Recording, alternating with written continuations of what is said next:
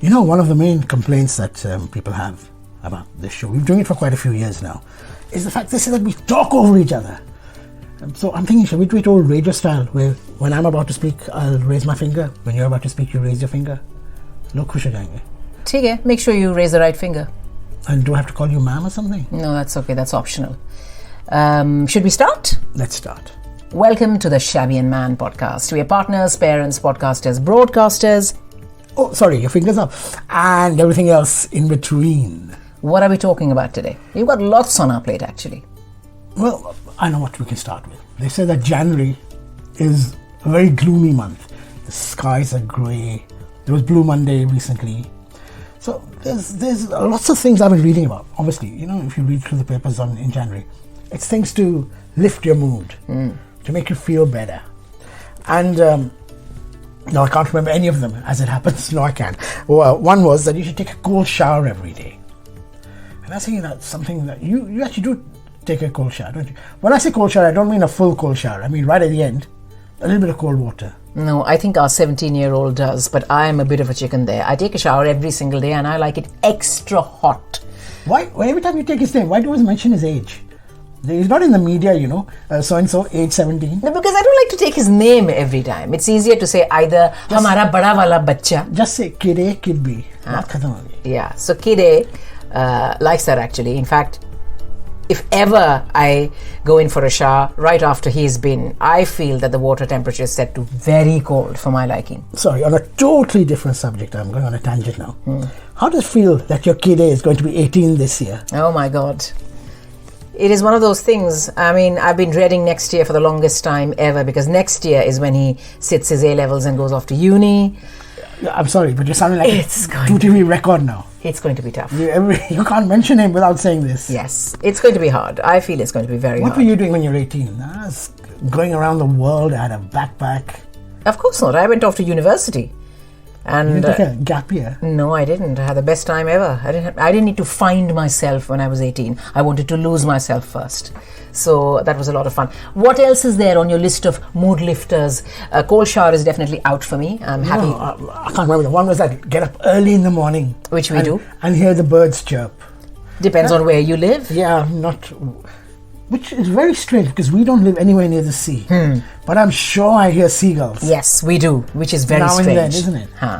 I think it also had things like helping others or doing something unselfishly and unconditionally for somebody else. Go for a power walk. Those things make sense. I think... I'll tell you one which I remember now. I thought that this is very rare for you. It said, slap on a little bit of red lipstick. It is. Now, I don't do it because I end up looking like the Joker. Yeah. But you don't wear a red lipstick, do you? Unless I'm on stage. I don't wear red lipstick, no. It's not me at all. And in fact, only the other day I posted on my personal social media an old throwback photo of me on stage with red lipstick on. And to me, what does red lipstick equate with you? No, I think with everyone, a red lipstick is meant to be a mood booster because it is meant to make a woman feel like a goddess, a diva, someone who's extremely appealing to others, and not even appealing, what is the right word? Someone is sexy and, someone who is, no. Yeah, I know you're scribbling something down, not like a hooker, but... I wasn't sure whether I should say it loudly. Yeah, it's just meant to make you feel good and sexy about yourself. And I don't think it personally sits right with my makeup palette. And my wonderful makeup girl that day, actually, she said, look, it doesn't matter what you prefer. It matches your outfit perfectly, and it's about being on stage and looking glam, so just go for it. And she also told me something which has stuck with me ever since. She said that red is one of those rare colors. If you pick the right shade, it suits every skin type. It isn't something meant only for women who are peaches and cream complexion. It is not something which looks good only on dark skin. It is something that virtually every skin tone can carry off, but you have to know which shade of red to pick, which I don't. You mean there's many shades of red? Many? Far too many, more than 50. No, I mean dark red. Yeah, crimson red. There's so many. Ruby red, crimson. I don't even know what the technical names are, but there are shades and shades and variations, and there are some that look absolutely perfect. And they say that it's a bit like, for men, I suppose it would have to be a watch or the perfect car. When you find your shade, you know it. Even a tie. Yeah, when you find the right one, that's the one, and you stick with it. No, we don't have that much we can experiment with. It's got to be ties or socks or shoes. Watches. And watches, obviously. Yeah. But you don't really change your watch that much. Once you've got a watch, you've got a watch. Yeah, that's true. What else is there on your list? Anything else? Yeah, and there's one more which I remember, which was that every year you should do a Mary Kondo kind of thing. You should chuck away all the things you don't want. I do that. And reorganize your wardrobe. Yeah, I do that. I feel that is part of my system, it's part of my psyche, only because when we were in India, for a long time, my dad was in a transferable job, so we would be moving cities every few years. And when you do that, automatically, every time you move, every time you pack your things to be put in a box and then shipped to another city, or to be loaded onto trucks and moved to another city, invariably you end up, What is the word? Decluttering your wardrobe. And in India, India, that is not a choice that you have to do when you're moving. No, but I'm saying out of choice. Out of choice, you look at your cupboard and you say, मैं ये कभी पहनने वाली नहीं. I think it is a very English sensibility, I feel, that, a lot of people say that when they buy two new things, they always end up discarding two other things as well, because there are only so many things that you can wear. I think the charity shop culture, thrift stores, if you're in America, that is not really there in India, is it? It's mostly that anything that you finished with, you don't want to use, you pass it on to your servants. To your household help, absolutely. It becomes a duster, it becomes a pocha, it becomes something or the other, and you pass it on to household help. Because there's always someone who's extremely grateful to get hand-me-downs, right? So that does actually sound like a very good idea. I think it would definitely be a mood lifter for people too. I think lockdown taught us that we don't need to buy so many new things, but each time we buy, there's always scope for discarding something that we don't use anymore. And just like red lipstick, there was another one which I remember, which was that you should, especially in January, you should buy yourself a posh candle or some nice scent. I don't know why. What is the correlation between why Jan? I mean, any time of the year. Start of the year to lift to get your mood ready for the whole year. Yeah. Of course, I have a very different take on that. I wait for the December sales to buy my one deodorant. So every year either I'm Allspice or I'm Brute. Oh my gosh! Okay, there you go. I don't buy into that at all. I don't think that uplifting your mood is something that is needed only in Jan, and I also don't feel that it is something that external forces can make you feel better only up to a point. Unless you're feeling that sunshine in your heart, none of this is going to help. That is my take. No, that's all I remember now. But I'm surprised they don't have things like, listen to an old favorite song, or watch a movie that you like, or read a novel that you know back to front, and still it takes you home. It takes you to a very loved and comforting place. Bake something, make something with your hands, like knit, dance, sew, paint. Maybe they were waiting for you to write this article. Yeah, maybe you should get in touch with them. Yeah. Mood lifters, if there's anything, is there anything on that list which you would have added? Something that lifts your mood? I think you like going for a walk, right? Even on the coldest, bleakest, darkest day, you always like to go out for a walk. That is something I don't understand. Yeah. And bargains lift my mood. Doesn't matter if it costs 1p or it costs that's a Desi thing. £100. I think that's the Desi DNA. Is it? Yeah. Anything that says sale gets your attention immediately. Yeah, it does. Let's talk about something else. Once your mood has been lifted, there's a word game that's become quite a rage all across the world, right? I see people posting their scores or posting their That's right. guesses. Be a winner at Wordle. I don't think there's anyone who is not, on Twitter. I'm a Twitter person. All people do is post their score. Basically, for anyone who doesn't know what Wordle is, you've got 6 attempts to guess a word. A 5-letter word. A 5-letter word. A 5-letter word is posted every single day. You've got 6 attempts to guess what it is. When you put one letter, which is correct, it tells you that this letter is in the word, but it either is in the right place or it is not in the right place. It's to do with color. Is it yellow? Yeah, something like that. I think it's yellow, it's in the right place, and it's green or graved in the wrong place. Considering how many million 5-letter words there must be in the English language. No, but everyone has a technique. Everyone uses the same word to start with. They choose a word. Someone said I choose a word with J. Someone said I choose a word with W. And that's how they work it out. I'm a wordscapes person. I play wordscapes on the tube every single day for a good 40 I minutes. don't know what wordscape is. Is that wheel thing where you make as many words as you can? And it's not a wheel. The letters. There's one, where you have the 9 alphabets letters. show up in a wheel, but this is like a crossword. It's like a general crossword. I have no idea. And it's fascinating. It is, and as you go up a level, it gets harder and I don't harder. do Sudoku. I miss that phase. But we were majorly into crosswords, and we famously, had a phase when we did crosswords. we have said it so many times on this podcast. For those who missed the earlier episodes, that's how we actually met and started going out, when we used to go and have. We didn't meet like that. I didn't say, "Oh, that's a nice crossword you're doing." No, of course not. But there was something we bonded over. Correct. That, just for those who don't know. Yeah. After we used to finish, we used to do a Saturday morning breakfast show together. On radio. In India. In India. And after we finished, it was like a what? It was like something we had to do. It was a Saturday ritual for us to go and have it became a ritual. Yeah. That after the show finished, most people go for their producers' meetings and all that. We used to go across the road to this very fancy ice cream kind of restaurant, which is very famous in Delhi. Yeah. For its hot chocolate sundae. Yeah. Hot chocolate fudge. Yeah, HCF. Yeah. And it's American breakfast, stacks of pancake and full English. So we used to have this American breakfast. Yeah. And in those days, in one of the Indian newspapers called The Statesman, I think. No, Asian Age. They used to carry the Guardian crossword. Yeah. So we used to do that every Saturday. Yeah. And that was part of our breakfast ritual. It was. After we'd done our show.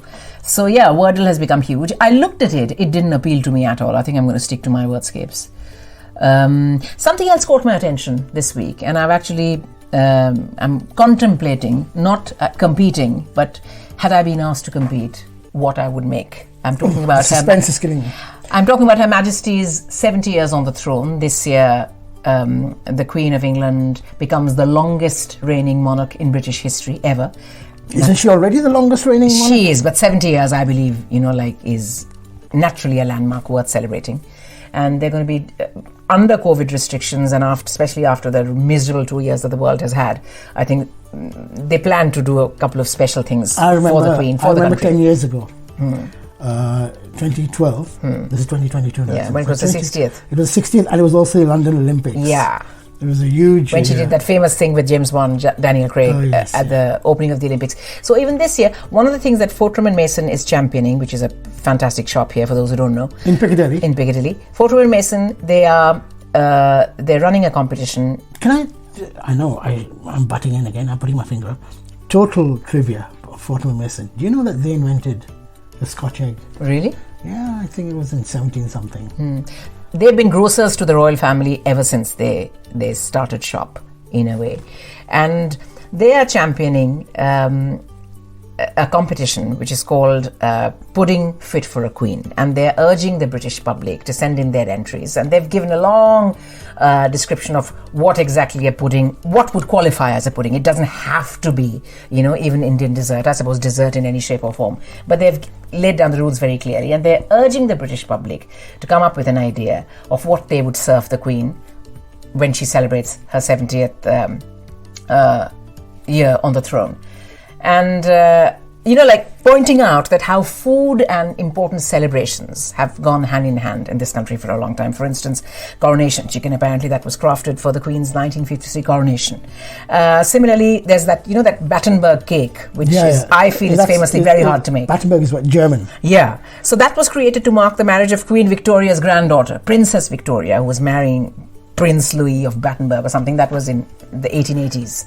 There are many things named after people. I can't think of any royal ones from the top of my head now, but I remember that Melba toast was named after Melba, Dame Melba, the opera singer. Obviously Pavlova, we all know, was a ballet dancer. Yep. There's always that intrigue about the margarita pizza slice. Was it named after Queen Margarita, the Queen of Naples? You meant the pizza here. I thought you meant the drink. No, margarita. No. I think it was the pizza. Was it Queen... Margarita of Naples. That makes sense. It's Italy. Or was it named after... Or maybe the drink was named after Rita Hayworth, whose real name was Margarita Hayworth. So I'm not quite sure about that one. I do know that in India, in pre-independent times, the ledikeni, which is a Bengali dessert, sweet, extremely sweet. I wrote about this one. Was named after Lady Canning. Lord Canning was the Viceroy of India at the time. She was married to Lord Canning, Lady Canning, and it was in her honor that they invented the ledikeni. So yeah, food and royalty, or food and important occasions, have always been celebrated. I wonder in 100 years' time, people will be singing nursery rhymes about it, like Little Jack Horn. Georgie Porgy, Pudding and Pie, Kiss the Girls and Made Them Cry. Georgie Porgy was King George, wasn't he? And there was also Little Jack Horner sat in a corner eating his pudding and whey. Something curd and whey. I can't remember what it was. I'm thinking about... You're thinking of Little Miss Muffin. Yeah, I'm Little Miss Muffin, sorry. I'm thinking of not Georgie Porgy. Little Jack Horner sat in a corner. I can't remember what he did, but he put in his thumb and pulled out a plum or something from his pie. Yeah, very much possible. I was thinking I would possibly put up a well-made kheer as my pudding fit for a queen. Done the proper way, not the gloop that you pour out of a tin in this country and pass off as rice pudding, but a proper Hindustani kheer. But kheer is rice pudding. What, you'll put some pista on top? Saffron, pista, aram se use dhire dhire kaad ke, it has to be reduced. Or you'll make it turn yellow. No, yellow is if it's saffron. If you don't add the saffron, it won't turn yellow. But with all your nuts and dry fruits and your ilaichi and your badam, and it can just be absolutely fabulous. I think that's the best thing about kheer. It can be dressed up or dressed down depending on how you mentioned the coronation chicken. That's quite the same thing. Right? Your coronation chicken is basically yellow. It's basically chicken with curry powder in it. Yeah, well, whatever. But this is something that a lot of foodies are talking about, because it's got a very distinguished panel of judges who will pick the final winner. But it is going to be quite interesting. One of the judges, I believe, is that she's not a young girl, but she's still a young woman. I think she's 29, 30, who no one had heard of about a year and a half ago. Now she's got the best-selling book, and she's got a huge Instagram page. I forgot her name. Something Done. Rosie? I can't remember her first name. Yeah. But she's doing really well. She's the baker of the lockdown. You mean 2 years ago nobody had heard of her, and now suddenly overnight she's become an overnight sensation. So she's one of the judges as well. What about a Victoria sponge? I'm sure a Victoria sponge must have some royal connection, right? Of course, I think it must be Queen Victoria. Hannah? We are not amused. Yes. Let's talk about a film that we mentioned in our last podcast, but we hadn't seen it then. We've actually seen it since then. Pushpa. The Rise Part 1. I don't know why this has the Rise part. Obviously, there's a part 2. Yeah. What his name is Pushpa Raj. Pushpa Raj. I enjoyed the movie. It's very 70s style, with as if it was remade by Tarantino. You agree with that? I think so. It reminded me of the Salim Javed films, Amitabh Bachchan and his angry young man persona. I felt that it was a resurrection of that character coming back. And frankly, it's probably a homage to that kind of movie. When I started watching, I didn't think I'd make it to the end of the film. But you're right, there's something about it. It is a thaka hua, tried and tested Salim Javed kind of a plot. But there's something about the way it has been shot. It is about this, illegitimate kid who, जैसे बच्चन की फिल्मों में, सलीम जावेद की फिल्मों में कहते थे ना कि no matter how much money or power he has, he wants acceptance, legitimacy, love. That's what this. अब उनको इज्जत चाहिए. मैं ये फेंका हुए पैसे नहीं उठाता. आज भी मैं फेंके हुए पैसे नहीं उठाता. What did he say in this one? I can't remember. It doesn't say anything like that, but the vibe is the same. And I think that is what people are really enjoying. And a lot of people are pointing out and saying that the success of Pushpa in the north of India, that's what's baffled people, right? Because the dubbed version, dubbed brilliantly by Shreyas Talpade, the dubbed version is raking in the moolah. The man, Manish Shah of Goldmine Films, he's made so much money. Now he was going to release one of Ala Arjun's earlier movies. Ala Vaikuntapurumulu. Oh, well said. Can you say that again? Ala Vaikuntapurumulu. Right. He was going to release that in Hindi. In Hindi. But this was 2 years ago. This was a Alu Arjun I think you should explain to people why he's not doing it now. Yeah. Apart from all the money he must have been paid not to do it. Yeah, of course he's been paid off. But in a recent story I read, in fact early this morning, he said to a newspaper that I've come to an agreement with the makers of Shehzada, because Shehzada is being remade. Ala Vaikuntapurumulu is being remade in Hindi with Kartik Aaryan. It's called Shehzada. And it doesn't come out until the end of the year. So naturally those guys got very worried, thinking that, if we give the public the dubbed version now, considering no one's going to watch that movie. No one's going to watch it. So he's come to some kind of an agreement with them. Naturally, as you're saying, he's been paid a lot of money. But what he has also told his Allu Arjun fans, because he promised it as a 26 January release, yeah? So what he said to them is that, okay, I'm not releasing it in the theatres, but it will be out on TV for people to watch. So he's done a sneaky thing, you know? So in India, at least, people will still be able to watch it on satellite TV. Of course, by the time most people hear this podcast, it will be 26 January. So Tantra Divas is Independence Day or 26 January? Always forget. Ganatantra Divas is 26 January. Swatantrata Divas is Independence Day, 15th August.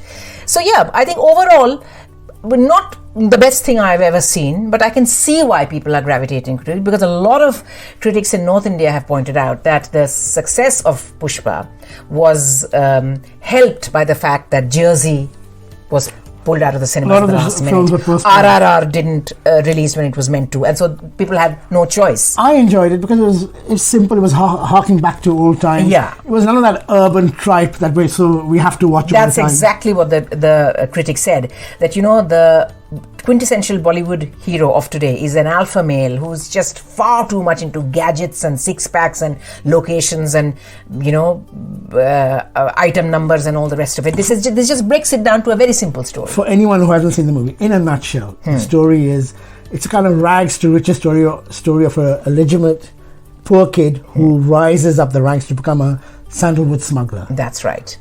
And where it actually, part one ends very precariously, on a note where naturally he's killed off baddies left, right and centre. They will be hell to pay in the next part, right? People are baying for his blood. And there's a cop who's baying for his blood as well. Yeah, who's, again, you pointed out and said how he's become a very big name in OTT dramas, and he's crossed over to Bollywood as well. He was a big theatre actor. Yeah, so this is, you know, in front of our eyes, and I think lockdown has kind of just speeded up the process, but we see the breaking down of barriers. We see South Indian stars now flooding Bollywood and really, I think, challenging a lot of the established Bollywood actors, because it is no longer about which Khan is in the movie or how many crores was spent on making the film. At the end of the day, the story has to touch a chord with the masses, and if it doesn't matter whether it's dubbed, whether it is a South Indian actor, whether it is a North Indian actress, it doesn't matter. If the story is good, it is finding its audience now. Well, I think it's time to wrap up, but just before I go, about 2 years ago, we mentioned Meatloaf. Unfortunately, he passed away this week. And we went to see his musical. It was one of the first cassettes I remember my friend ever gave me, years and years ago. And we went to see the musical. And just to recap for people who don't know, that we were lucky enough to be in the theatre with him. He was there. He was a frail man with a walking stick, but it was a great moment for us. It was wonderful because they didn't reveal it right till the end. When the cast came and took their final bows once, twice, then they suddenly made an announcement and said, ladies and gentlemen, Meatloaf is in the house, and then the spotlight fell on one of the royal balconies. Which we weren't too far away from. Yeah, and I think the roar was louder than anything else that we'd heard that night, but it was absolutely wonderful. Another big story, again, I'm touching upon it only because the next episode comes around in 2 weeks, by which time we'll have much more details on this. But Priyanka Chopra and Nick Jonas became parents to a baby girl via surrogacy. That has become a big news as well, all across the world, because they're global superstars, right? And people are talking about how the baby arrived 4 weeks early, 12 weeks early, 3 months early. No name? We don't know the name of the baby yet. She's still in hospital, but naturally Priyanka and Nick absolutely overjoyed, and we wish them the very best. And it's always wonderful to see people send their best wishes to a couple, because there are just as many people who she's going to get a lot of hate. Yeah. But I think she's above that. She knows also she's going to get it, but that's fine. Just talking about kids and all. Did you read this weird thing that the Pope? It's not weird for anyone who... I'm not trying to insult anyone here, but the Pope said that if you don't have kids and you choose to have pets, you're actually very selfish. Any thoughts on that? Yeah, that is a very strange thing to say. I know you mentioned it to me the other day, because I think at the end of the day, it is always a person's choice whether they want to have kids or not, whether they want to have pets or not. And to say that choosing one over the other actually means that you're being very selfish, doesn't, logically in my head, it doesn't make any sense. No, I think what he's trying to say is that there's so many orphans, deprived kids, look after them. Who need a home. Yeah. Anyway, send in your hate mail and reaction. Yep. and we'll talk about it maybe next time. Until then, Ciao. see you next time. Bye-bye. Bye-bye now.